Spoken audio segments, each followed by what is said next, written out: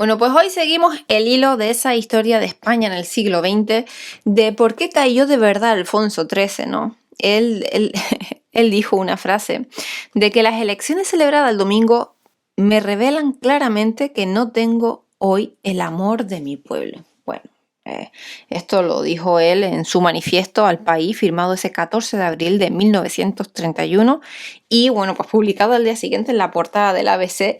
Y quien fue encima el almirante Aznar, que fue el jefe del último gobierno de la monarquía, pues al conocer esos resultados de las elecciones de 1931, dijo esto, que España se ha acostado monárquica y se ha levantado republicana. Bueno, pues vamos a hablar un poquito de esto. Y es que tras el abrupto final de la monarquía en 1931, da la impresión de que don Alfonso XIII se murió sin saber por qué había caído. Pero desde luego que la frase que dijo ese 14 de abril se podría dar como una falsedad objetiva. ¿Por qué? Bueno, vamos a hablar un poquito de él. Alfonso XIII fue recibido por la opinión española y europea en 1902 al subir al trono cuando cumplía 16 años de edad. La verdad que con bastante entusiasmo desbordante y con todo el amor de su pueblo, las cosas como son. Y España, ¿qué pasa? Que acababa de atravesar por un terrible desastre que era el de la guerra de agresión norteamericana en 1898 y quería enfrentarse al siglo XX pues con un rey joven, con un rey prometedor, que había dado muestras de valor, de inteligencia, pues de sentido común, de patriotismo, ¿no? Muchos españoles decisivos le siguieron reconociendo esas cualidades a lo largo de todo su reinado, hasta incluso los últimos momentos, incluso durante su amargo exilio que duraría hasta su muerte en 1941. Y ante la opinión pública, el amor del pueblo por don Alfonso XIII es verdad que fue bajando gradualmente bastante y mucha gente tildaron a don Alfonso de disoluto, de frívolo, entre otras razones, pues porque no captaban su tragedia íntima, ¿vale? Sin embargo, no le faltaban a esos críticos buena parte de razón. También. Aún así, las grandes cualidades del rey de España no habían desaparecido en momento alguno, porque antes bien se habían depurado y avalorado con la experiencia del reinado. En abril de 1931, Alfonso XIII pues no era tan amado por su pueblo como en 1902, ¿verdad? Pero lo que su pueblo sentía por él no podía calificarse en modo alguno como desamor tampoco. O sea, no le amaban menos en 1931, digamos que en 1923, y por supuesto, las críticas que muchas personas compartían contra el rey no eran suficientes en 1931, ni de lejos, como para descalificar a la monarquía. O sea, nadie dudaba que Alfonso XIII había sido muchísimo mejor rey que sus antecesores, Fernando VII y Isabel II, por supuesto, porque al primero no le echó nadie y a la segunda, aunque sí la echaron un brioso general que se había acostado muchas veces con ella, luego ese mismo general, el duque de la Torre, que no es ningún secreto, se mostró muy conforme en que volviese al trono la dinastía con el hijo de doña Isabel al frente y colaboró políticamente con ese hijo que no era sino Alfonso XII. Por tanto, Alfonso XIII, y lo voy a demostrar, no cayó por haber perdido el amor de su pueblo. España se había acostado monárquica un 12 de abril de 1931, día de las elecciones. Y por su parte, el jefe del gobierno monárquico, que era almirante Aznar, se había acostado con una novela de aventura. Yo creo que de rocambole, que le tuvo un vilo casi toda la noche. Tal vez a ese insomnio aventurero se deba la famosa frasecita. Yo creo que España se había levantado tan monárquica como el propio almirante Aznar. Lo que sucede es que ni el almirante Aznar ni don Alfonso XIII se lo creyeron. Lo que fue culpa de ellos, no de España, ¿vale? ¿Por qué creyó don Alfonso XIII que había perdido el amor de su pueblo y por qué creyó el jefe de su gobierno, que era el almirante Aznar, que España se había levantado republicana?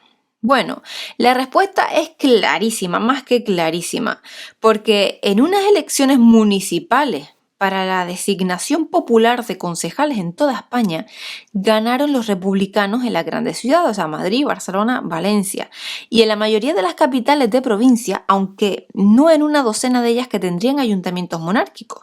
Esto es lo único que más o menos se sabía entre la noche del 2 y del 13 de abril de 1931. Para comprender lo que realmente sucedió, me parecen imprescindibles dos fuentes no demasiado consultadas, porque el único recuento fiable que yo sepa de aquellas elecciones que se encuentra en el libro del profesor Miguel Artola, Partidos y Programas Políticos, de 1898 a 1939, y el colosal análisis de 7 relatos de 3 días sobre la jornada de abril de 1931 que traza el profesor Jesús Pavón en su admirable libro Días de ayer. Y el primer hecho de todo esto es que debemos reconocer es que las elecciones celebradas ese 12 de abril de 1931 no se habían convocado para decidir el régimen de España. Si España debería ser una monárquica o una república. O sea, nadie lo había dicho, nadie lo había propuesto y semejante disyuntiva no figura en el más mínimo, rincón de la convocatoria. Es más, los partidos de la República en 1931 se agrupaban en 3 partidos, que era el Partido Republicano Federal, antiguaya que surgió a principios del último tercio del siglo XIX, o sea, y que contaba con muy poquitos adeptos. Estaba el Partido Republicano Radical, fundado a principios del siglo por el demagogo don Alejandro Lerroux en Barcelona, donde sí tenía pues numerosos partidarios, que tampoco le faltaban en el resto de España. Y estaba la Esquerra Republicana de Cataluña, que cuando aquello era un partido recién creado para las elecciones de 1931, a quien la verdad que casi nadie atribuía fuerza importante, aunque luego sí resultó tenerla, ¿vale?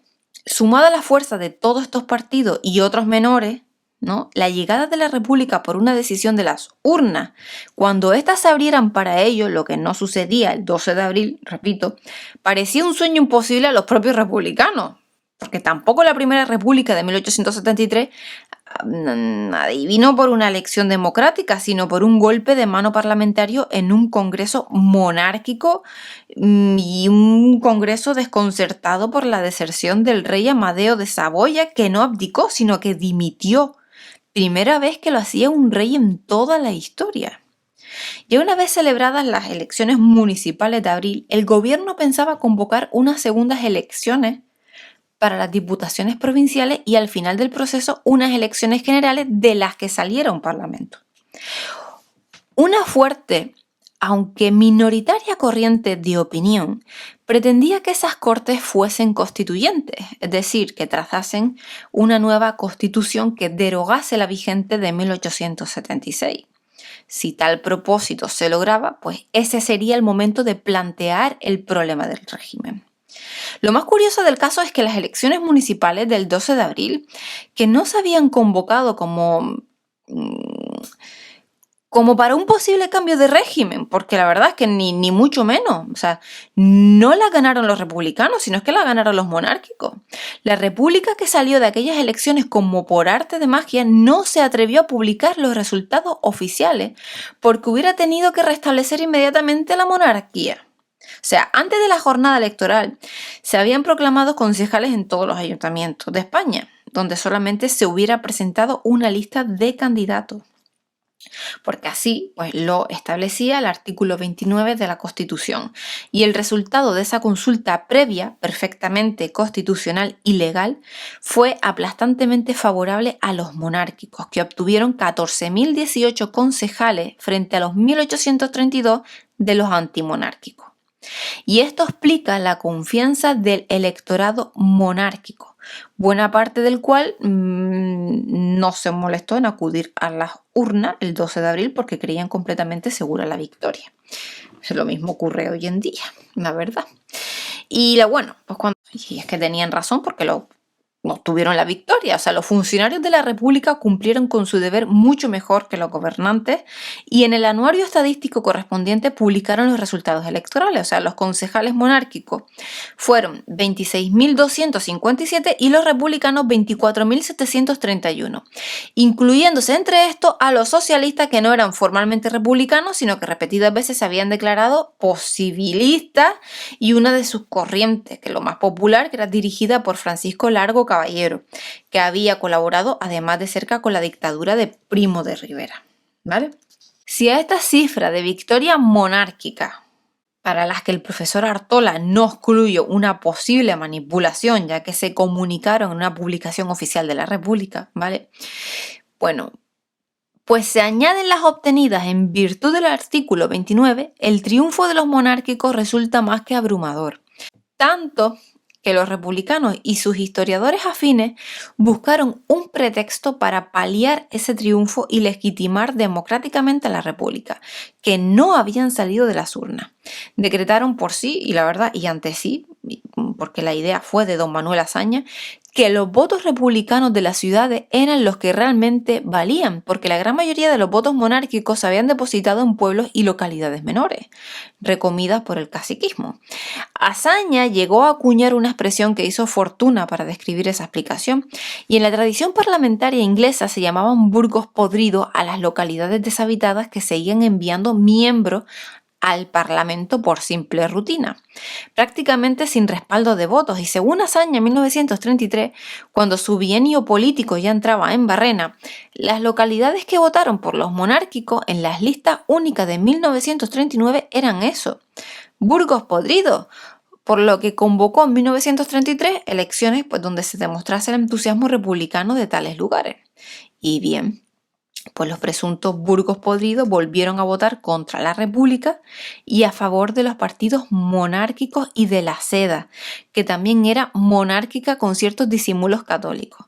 Así quedó ya confirmada en 1933 la gran victoria municipal monárquica de 1931. O sea, atribuir valor democrático a los votos de las ciudades y quitárselo a los votos de los pueblos es un atentado a la democracia. O sea, los grandes caciques de 1931 comprobaron en la misma noche electoral que sus caciques habían funcionado de manera contraria a sus esperanzas. Pero ¿por qué se fue don Alfonso XIII?